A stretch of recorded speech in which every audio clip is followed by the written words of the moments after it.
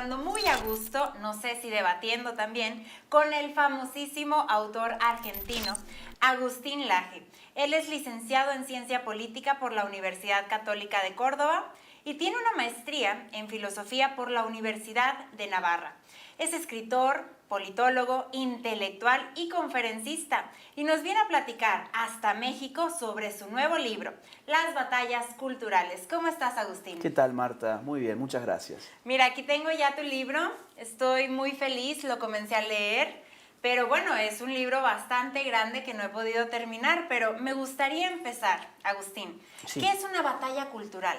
Mira, una batalla cultural es una disputa por los elementos de una cultura que se lleva adelante con arreglo a las instituciones y los dispositivos culturales. ¿Qué significa esto? Esa es la definición. ¿Qué significa? Ajá, en palabras.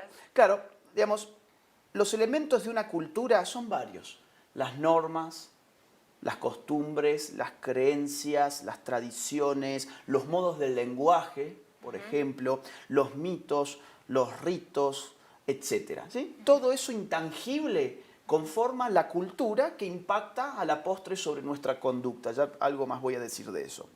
Ahora, disputar por los elementos de la cultura significa yo disputo frente a un otro para determinar cuáles son las creencias colectivas, los valores colectivos, las normas sociales, pero lo hago con arreglo, no a balas, no a plomo. Yo no voy a hacer una guerra de guerrillas agarrando una ametralladora como el Che Guevara, ¿no? No, lo que voy a hacer es utilizar las tecnologías y los dispositivos culturales para llevar adelante esa disputa. ¿Cuáles son esas instituciones y dispositivos? Bueno, muchos. Los colegios, las universidades, los medios de comunicación, las redes sociales, los foros literarios, la música, el teatro, el cine, las iglesias, las familias. En todos estos sectores se están dando batallas culturales. Y lo interesante es que la política hoy empieza a tomar forma de batalla cultural porque nunca como antes la gran ciudadanía tuvo acceso a esas herramientas para ella misma poder dar sus opiniones, sus pareceres y poder organizarse, por ejemplo, para generar una tendencia en Twitter. Ajá. O, por ejemplo, organizarse a través de Internet para hacer una manifestación que después se concreta en el mundo offline, pero que empezó en el mundo online. Bueno, todo esto configura las batallas culturales de hoy y son la forma más cabal para mí de lo político en el siglo XXI. A ver, dime si estoy entendiendo. Entonces, por ejemplo, los políticos agarran estas ideologías. Por ejemplo, el lenguaje inclusivo. Exacto. Que ahora dices que hay que decir todes en vez de todas o todos. Sí. O los políticos también agarran estas ideologías del aborto, Sí. ¿no?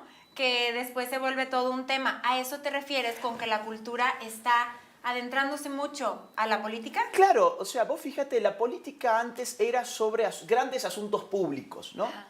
Decían en Estados Unidos, es la economía estúpido, ¿no? Eso fue un eslogan que sintetizaba que las personas, los asuntos políticos eran finalmente los del bolsillo. Ajá. Por eso, por ejemplo, la política en el siglo XX fue una política que estuvo atravesada por la noción de clase social. O sea, el sector obrero, la clase proletaria, levantándose contra el sector de los capitalistas. Ajá. Bueno, esa es la gran política pública. Los asuntos políticos eran asuntos públicos. Hoy los asuntos políticos son asuntos privados. Las cuestiones del sexo, las cuestiones del género, las cuestiones del lenguaje, las cuestiones del arte. Vemos política a través de Netflix, del cine, de las revistas, incluso de la moda. Por ejemplo, Black Lives Matter, ¿no? El movimiento racialista de los Estados Unidos, Black Lives Matter, ha salido a andar por las pasarelas de moda de Europa. Ajá, Entonces, fíjate sí. cómo cultura y política se mezclan porque lo personal se ha vuelto político, como decía el feminismo en la década del 70. Entonces, las batallas culturales se pueden dar, obviamente, desde un sector que defienda, por ejemplo, el aborto,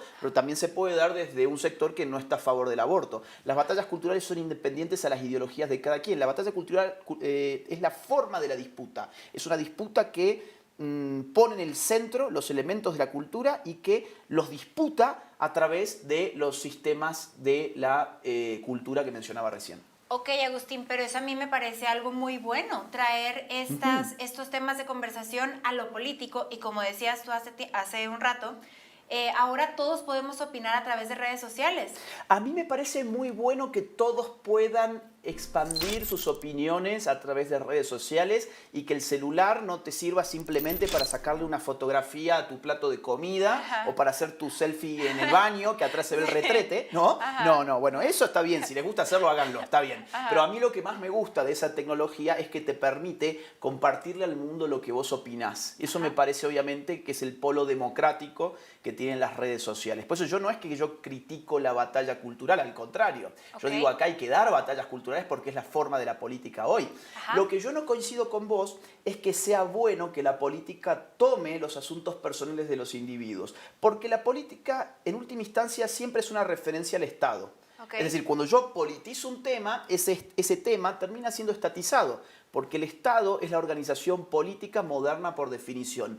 ¿Dónde están los políticos en el Estado?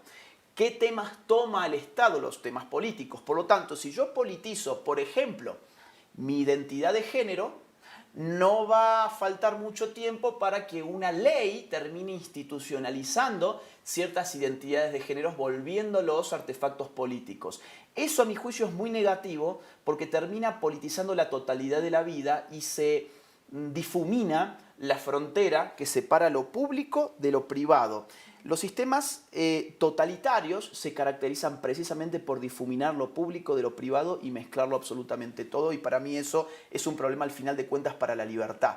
Porque una cosa es que una persona tenga la libertad de autopercibirse mujer siendo biológicamente hombre. Yo no voy a cuestionar eso. Lo que sí yo cuestiono es que ese sea un asunto político que genere una obligación social, incluso legal, en mi persona.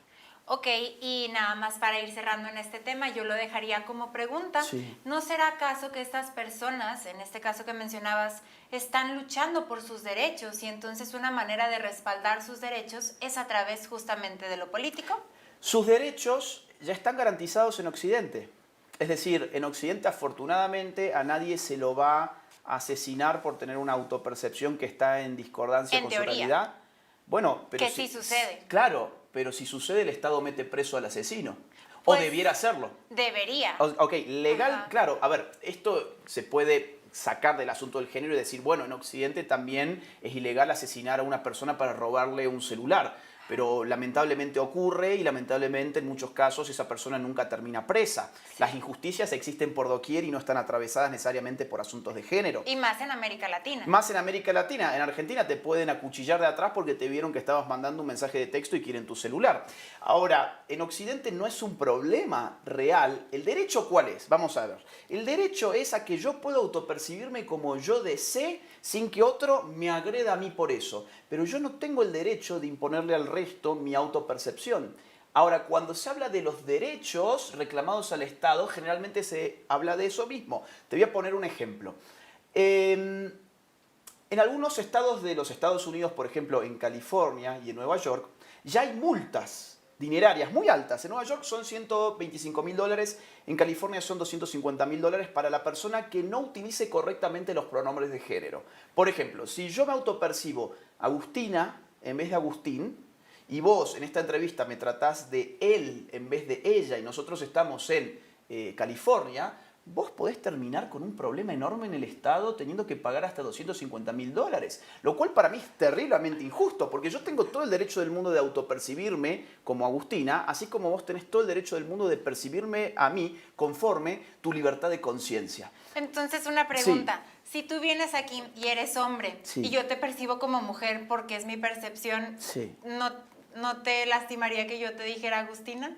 No, en absoluto. Y aún lastimándome, ¿Qué dice el público?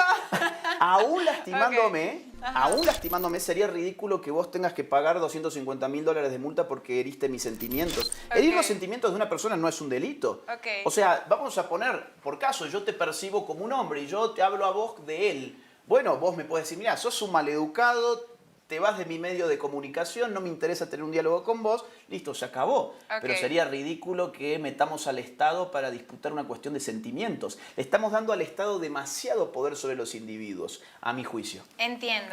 Y por eso estamos aquí el día de hoy, para poder platicar Claro. sobre tu libro. Ahora, vamos a regresar a este tema del libro. hablas de una nueva izquierda, de una nueva derecha, incluso de una ultraderecha. ¿A qué te refieres con esto? Bueno, en general, ultraderecha es la forma en que los medios de comunicación hegemónicos le llaman a todo lo que no se arrodilla frente a la progresía y al izquierdismo. Me daba mucha gracia en las elecciones, por ejemplo, de Chile, Ajá. fueron hace un par de meses nada más, Sí. donde el candidato de la derecha, que era José Antonio Cast, en todos los medios era rotulado como el ultraderechista José Antonio Cast. Y Boric, que viene del Partido Comunista y tiene una alianza con el Partido Comunista y que él se asume como comunista y que incluso ha reivindicado al terrorismo marxista en Chile, como el MIR, no, él es de izquierda. O sea, Boric es de izquierda. Ahora, alguien que no es de izquierda es de ultraderecha. Entonces, a mí eso de ultra, mega, super, hiper derecha me tiene sin cuidado. Yo hablo de vieja derecha, vieja izquierda, nueva izquierda. Okay. La vieja izquierda es aquella que trataba de hacer la revolución obrera, la revolución comunista, apostando al conflicto de clases. Las clases sociales son grupos de personas que se definen por su relación con el sistema económico. Por ejemplo, un obrero, la clase obrera, hablamos de la clase obrera, un obrero es parte de la clase obrera. Un capitalista es parte de la clase burguesa. Bueno, esa dialéctica obrero-capitalista es la que alimentó el discurso de las izquierdas desde el siglo XIX hasta mediados del siglo XX, más o menos. ¿Y cuál sería la nueva izquierda? Es decir, yo veo que la izquierda sigue presente en eso que dices tú. ¿Cuál sería la nueva izquierda? La nueva izquierda es la izquierda que allí donde antes iba la fábrica a decir, obreros, vamos a hacer la revolución contra el patrón que los explota a través del sistema capitalista. Hoy la nueva izquierda cambia los actores y dice, mujeres, vamos a hacer la revolución contra el hombre que las oprime a través del sistema patriarcal. Es la misma dialéctica, o por ejemplo, homosexuales, vamos a hacer la revolución contra la heterosexualidad normativa que nos impone este sistema falocrático. Bueno. Es la misma estructura, solamente que cambia los actores. Se ha dejado de preocupar tanto por la economía y ha pasado a preocuparse por la cultura y dentro de la cultura por el asunto sexual primordialmente. Entiendo. Entonces podríamos resumir un poco que la izquierda es decir libertad, libertinaje o algo así, y la derecha sería conservador. A ver, no necesariamente. Yo no creo que la izquierda sea libertad porque la izquierda siempre es una remisión al Estado. La izquierda siempre reenvía el asunto político al Estado y el Estado por definición es el monopolio del uso de la fuerza. O sea, el Estado fundamentalmente es una maquinaria que tiene por función limitar la libertad del individuo. Cualquier cosa que yo mando al Estado es un límite para la libertad del individuo, por lo tanto yo creo que la izquierda no es liberal, sino que es liberticida. Liberal, esa es la palabra, sí. Liberal. Ajá. En Estados Unidos le llaman liberals, pero acá liberal en América Latina significa otra cosa, significa una persona que quiere menos Estado en su vida, menos burocracia, menos impuestos, menos políticos y menos gastos públicos. Okay. Eso configura hoy una pata de lo que es la nueva derecha. Es decir, los liberales clásicos, los libertarios, también los conservadores que vos mencionabas recién, son parte de lo que yo en el libro llamo la nueva derecha, diferente de la vieja derecha, que eso es otra cosa. La vieja derecha, no voy a hablar nada de acá de México, ¿sí? no lo puedo hacer porque acá hay un artículo constitucional, pero lo voy a poner con otros ejemplos. Por ejemplo, en España el PP, eso es la vieja derecha. La nueva derecha en España es Vox. Por ejemplo, en Chile la vieja derecha era Sebastián Piñera, la nueva derecha era José Antonio Cast. En Argentina la vieja derechita cobarde centro derechita, en verdad, era Macri, la nueva derecha es Javier Milei. Entonces tenemos, o por ejemplo, Donald Trump entraría seguramente dentro de lo que yo llamo nueva derecha, que es una comunión entre sectores conservadores y libertarios, frente a la progresía y al izquierdismo. Ok, y ya para ir cerrando, ¿tú crees que hacia allá vamos? O sea, América Latina, en tu opinión y en tu libro sobre todo, ¿cuál es tu visión sobre la nueva derecha? ¿Tú crees que América Latina debería de adoptar ciertas características hacia esa nueva derecha? La nueva derecha es un proyecto en curso, todavía no está definido qué es eso. Yo en el libro trato de definirlo, trato de pensar qué sectores pueden componer esa nueva derecha y trato de ofrecer una estrategia política basada en batallas culturales. Por eso el título del libro. Yo veo sí que en América Latina empieza tímidamente a emerger nuevas derechas que curiosamente tienen un éxito electoral enorme y que están compuestas por outsiders. Como te decía, Javier Milei en Argentina ha tenido un éxito electoral impresionante en los últimos meses. José Antonio Kast salió segundo en las elecciones presidenciales. Bolsonaro ganó en Brasil. En España, Vox en solo 5 años pasó a ser la tercera fuerza nacional. Entonces, ¿hay un futuro para la nueva derecha? Yo creo que sí, que lo hay, está emergiendo, pero es un proyecto en curso. Hay que ver qué le deparan los años siguientes y qué estrategias adoptan. La estrategia que yo ofrezco en el libro es una estrategia basada en batalla cultural. Excelente. ¿Hay algo más, Agustín, que nos quisieras compartir? Bueno, yo creo que es un libro que empodera a cualquier ciudadano mínimamente interesado en asuntos políticos. Si bien es un libro que tiene su densidad intelectual, vos me comentabas fuera del aire que Sí. lo has estado siguiendo y tiene su densidad intelectual, yo creo que lo que yo trato de aportar es a que la gente pueda empoderarse.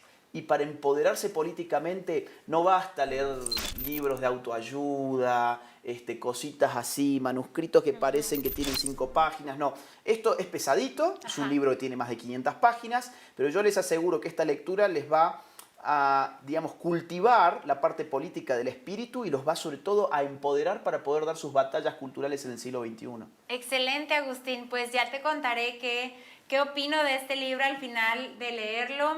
La verdad me parece muy interesante y como dices, es para tomar con un cafecito, para ir reflexionando que tanto nos hace falta a todas las personas en general, en América Latina, en México, y irlo digeriendo poquito a poquito. Así es. Muchas gracias, Agustín, por esta entrevista. A vos, muchísimas gracias. Hasta la próxima.